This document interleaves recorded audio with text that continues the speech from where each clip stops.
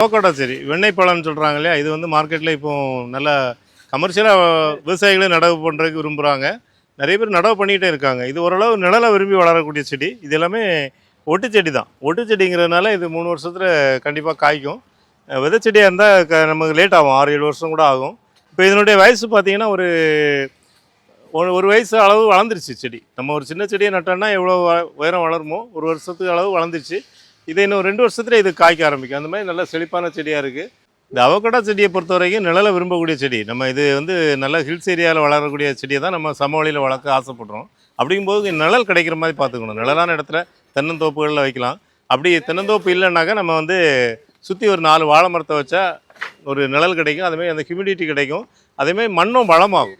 நான் எப்போவுமே இந்த வாழை மரத்தை தான் சொல்ல காரணம் என்னென்னா, இந்த வாழை மரத்துக்கு அடியில் வந்து எப்போவுமே ஈரம் இருக்கிறதுனால பொதுவாக வாழை மரம் தண்ணி விடலைன்னா வாட ஆரம்பிச்சிடும். நம்ம தண்ணி விடுவோம்.